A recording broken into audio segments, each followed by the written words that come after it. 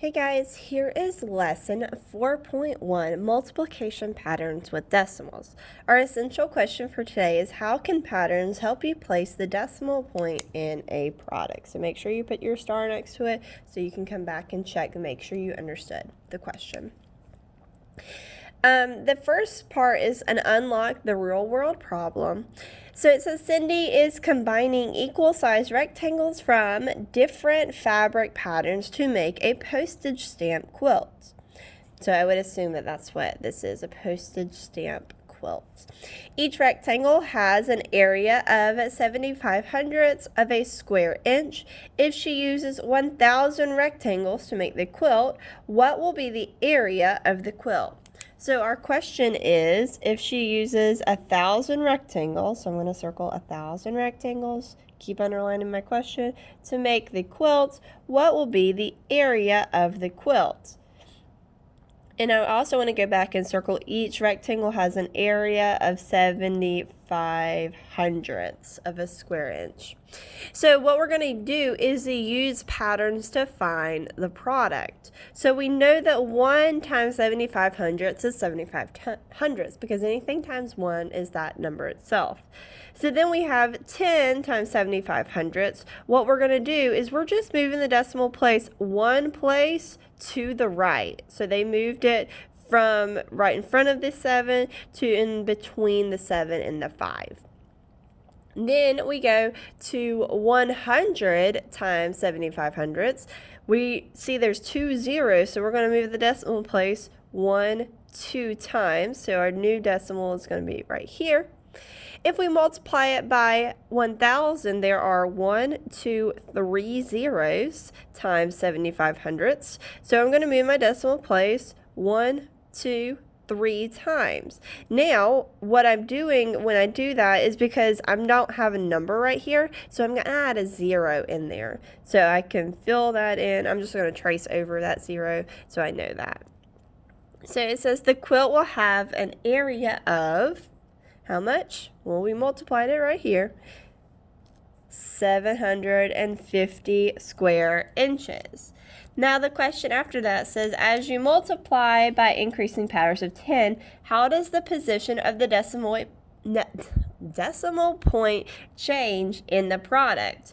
Well, each time we moved the decimal point to the right, as we multiplied by each power of 10. So every time we multiplied by our power of 10, we moved it one more place to the right. So this power of 10, then when we're multiplying by 100, so we would move it 2 places. This one, we're multiplying it by 1,000, so we would move it 3 places.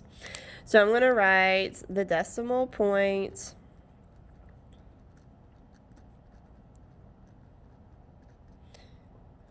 moves 1 place to the right as we multiply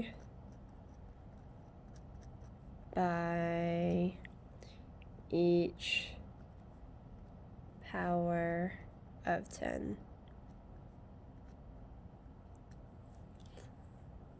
Okay, we'll zoom it in a little bit so maybe you can see. Oh, that's not what I meant to do. Let me turn the light on. Sorry guys, it's not wanting to zoom in today.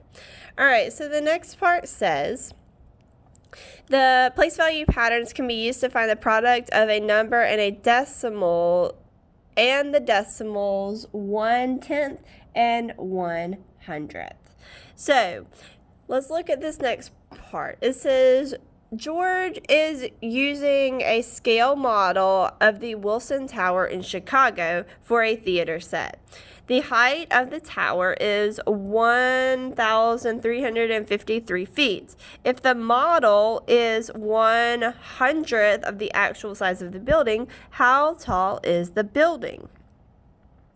So let's answer these questions over here. What fraction of the actual size of the building is the model? So they said that the model is 1/100th of the actual size. So I'm going to write 1/100th. And it says write the fraction as a decimal. So we're going to write this as a decimal. So 1/100th. So it's 1 in the hundredths place.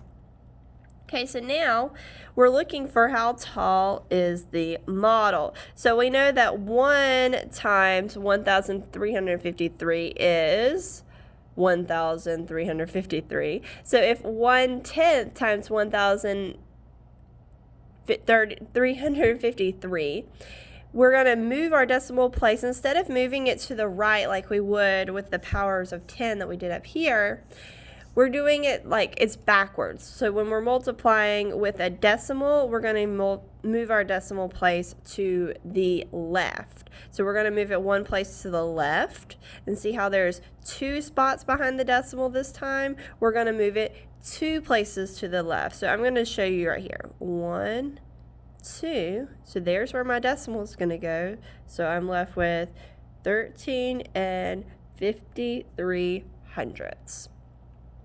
So George's model of the Wilson Tower is 13 and 53 hundredths feet tall. Okay, so let's go ahead and move on to the back side. Let me straighten this up. It says 3 friends are selling items at the Arts and Crafts Fair. Josie makes $45.75 selling jewelry. Mark makes 100 times as much as Josie makes by selling his custom furniture. Chance makes 1/10 of the money Mark makes by selling paintings. How much money did each friend make? So I'm going to go in and circle the important information. We know that Josie makes $45.75. Mark makes 100 times that. And then Chance makes 1/10 of what Mark makes. And we have to figure out what each friend makes. All right, so we know we've already labeled your $45.75 for Josie. Now, how much does Mark make? Well, Mark makes 100 times as much as Josie. So we're going to say 1 times $45.75 would give you $45.75. If we kept that pattern going, 10 times that would be 4. So that means we're going to be moving our decimal place 1 place to the right. Okay, so that would be $457.5, but we don't just leave it as 0.5 or and 5/10 when we're talking about money. So I would put my 0 there. It would be 50 cents. And then if we're multiplying it times 100, we know we're going to be moving it 2 places to the right. So I'm going to move it 2 places to the right. So that would be $4,575.00. Normally, I would say just leave it. But because we're talking about money, you can leave it as 0 cents. If you just put 4,575, that's also the correct answer. So then we look at Chance and see how much he did. It says that Chance makes 1/10 of the money that Mark does. So what we're going to do is we're going to multiply 1/10, and we know how to write that as a decimal, 1/10 times how much did Mark make. So we've already found how much Mark makes. He made $4,575. So if we multiplied 1 times 4,575, we know we're going to get 4,575. Now, we're going to multiply it by 1/10 times 4,575. So that means that I'm going to be moving my decimal place 1 place to the right, to the left, because we're multiplying it by our decimal, so we're moving in the opposite direction. So if we do it that, we would be left with 457.5. But remember, since we are leaving it, since we're using it as money, we would put our 0 and then put our $ in front of it. So Josie makes $45.75. Mark makes $4,575. And then Chance makes $457.50. Right there. Okay, it just takes a little bit of time, and a lot of it is remembering which way am I moving my decimal. So remember, if you're multiplying it times a factor of 10, so one of these, you're going to be moving it to the right, and if it's a decimal of 10, you're going to move it to the left. All right, so these 10 to the 0 power, remember that is 1. So 1 times 4 and 78 hundredths would be 4 and 78 hundredths.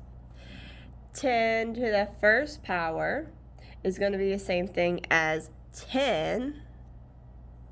So 10 times this number, that means we're going to move our decimal place 1 place to the right. So that would give us 47 and 8/10. Since we're not talking about money, I can just leave it like that. This one, I have 10 to the second power, which is going to be the same as 100. So I'm moving my place 2 places to the right. 1, 2. So 4, 7, 8. I can also tell how many places I'm moving it by my decimal, just like we kind of like the trick where you're using the exponent to tell you how many zeros are behind it. So you would do the same thing for that. So I know I'm moving it 1, 2, 3 places to the right, and since there's nothing right here, I'm going to put my 0, so that changes that number to 4,780. Okay, now we're going to do it the other way. So we're going to be, instead of moving our decimal to the right, because it's a decimal, we're moving it to the left. So I know that 38 times 1 is 38. 38 times 1/10, I'm moving it 1 place to the left, because remember my decimal's right here. So it would be 3 and 8/10. And then this one, I'm moving it 2 places to the left. So it's 1, 2. So it ends up being 0 and 38 hundredths.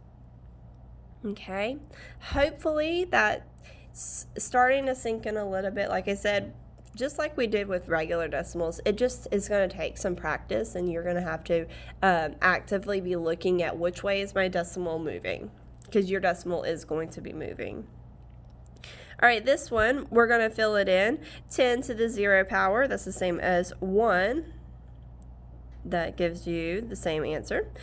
10 to the first power is 10. You don't have to rewrite this every time. I just feel like it's helpful for me to rewrite it. That way I can see what we're actually multiplying it by. 10 to the second would be 100. So that would, our decimal would move 1, 2 places. This would is 1,000, or my exponent 3 tells me how many places to move it. 1, 2, 3. Because there's nothing right here, I add my 0, so it ends up being, let's see it out, 17,040. All right, so right here where it says think, the decimal point moves 1 place to the blank for increasing powers of 10. So it's moving 1 place to the right. Good job. All right, let's try some on your own. I feel like you're going to get it. And like if you're looking at this, you're doing these problems, go back and look at the examples. The examples are a really good way to refresh your brain, especially when you're just learning it and you're getting confused as to where do I move my decimal, which time do I move left, which time do I move right. So you always need to go back and look at your examples. So we're going to do number 3 together, and then I'm going to let you do some on your own. All right, so we have 45 and 6/10 times 10 to the 0 power, which is 1. So that would be 45 and 6/10. So this one, we're multiplying it by 10, so that means I'm going to be moving my decimal place 1 place to the right. Okay, so that would be 456. This one, we're moving it 2 places, 1, 2. I'm put my 0, so I end up with 4,560. This one, I'm moving it 3 places, 1, 2, 3. I end up putting 1, 2 zeros at the end, so that would be 45,600. Actually, let's do number 4. That way we have another example of multiplying by a decimal. All right, so we have 1 times 6,391 would be 6,391. Then we have 1/10 times that. So remember, we're going to be moving our decimal 1 place to the left when we're multiplying by a decimal. So that would be 639 and 1/10. This time we're moving 1, 2 places to the left. We're going to move 1, 2. There's a decimal, so I have 63 and 91 hundredths. All right, hopefully that is helpful for you. Make sure you look at the examples when you're doing the lesson itself. So I want you to do 5, 6, 7, 8, 9, 10.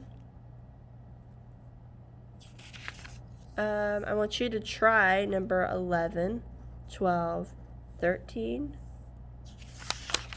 Flip to the back, and I'm not going to make you do the back one. So as long as you try these bottom ones and make an actual attempt at it, then you are good.